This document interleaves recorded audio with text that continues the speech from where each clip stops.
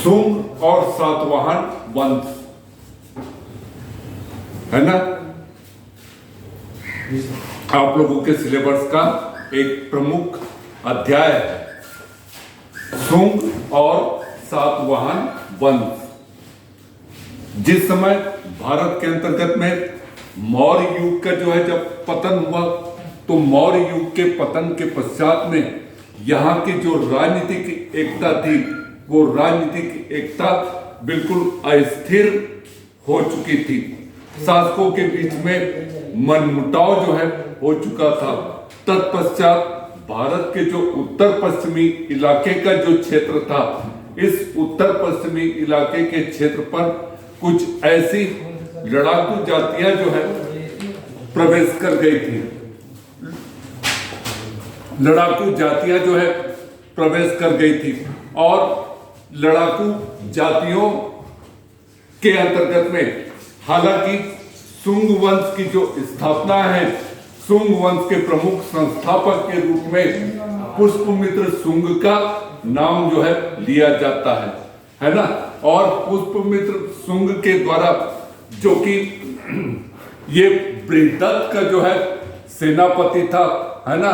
और एक षड्यंत्र जो है इसने किया हुआ था, और षड्यंत्र करने के पश्चात में पुष्पमित्र ने बृहदत्त की जो है हत्या कर दी। हालांकि ये हत्या की जो घटना है, वो हत्या की घटना एक प्रकार से एक बहुत ही सुनियोजित ढंग से जो है उसने हत्या की थी, और हत्या करके वह शुंग वंश का शासक जो है बन चुका था। जहां तक के शुंग वंश की उत्पत्ति का सवाल यदि कहीं उठता है, तो इसकी उत्पत्ति के सवाल के अंतर्गत में विभिन्न प्रकार की जानकारियां जो है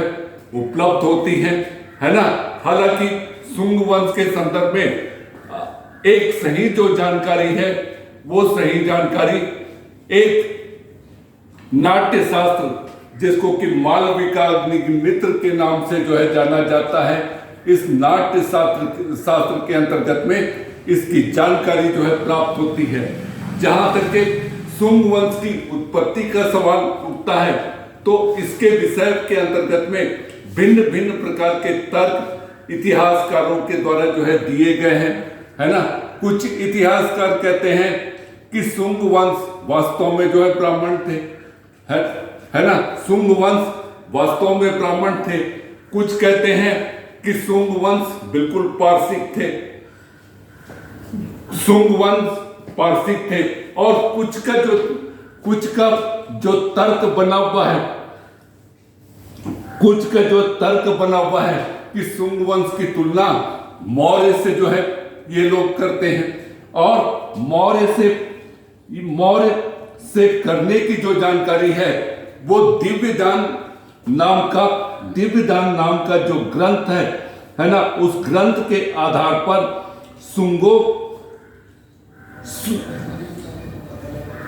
शुंगों को एक प्रकार से मौर्य के रूप में माना गया है ना। ऐसे भिन्न भिन्न प्रकार के इसके संदर्भ में तर्क जो है प्रस्तुत किए गए हैं, और तर्क प्रस्तुत के अनुसार से कुछ लोगों ने यह माना है कि शुंग मूलतः ब्राह्मण जो है कहलाते थे, है ना। ब्राह्मण के रूप में अधिकांश विद्वान जो है इसको ब्राह्मण मानते हैं, और इसके संदर्भ में कुछ प्रमाण वगैरह भी जो है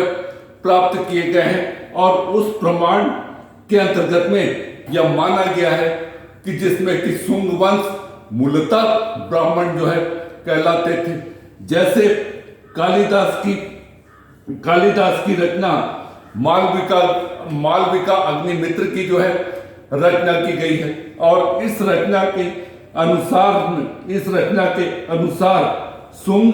एक प्रकार से बैम्बिक वंश के जो है कहलाते थे, है ना, बैम्बिक वंश के जो है कहलाते थे। तो इस प्रकार से यानी जहां तक के विवादित यदि कहीं परिस्थितियां निर्मित होती है तो विवादित परिस्थितियों के अंतर्गत में, इतिहास के अंतर्गत में भिन्न भिन्न प्रकार की धारणाएं, विचारधाराएं जो है सामने आती है और उन विचारधाराओं के हिसाब से, उन विचारधाराओं के माध्यम से एक निष्कर्ष जो है निकाला जाता है और निष्कर्ष निकलने के पश्चात में यानी वास्तविक जो तथ्य है वो तथ्य एक प्रकार से सामने आता है ना? हो गया।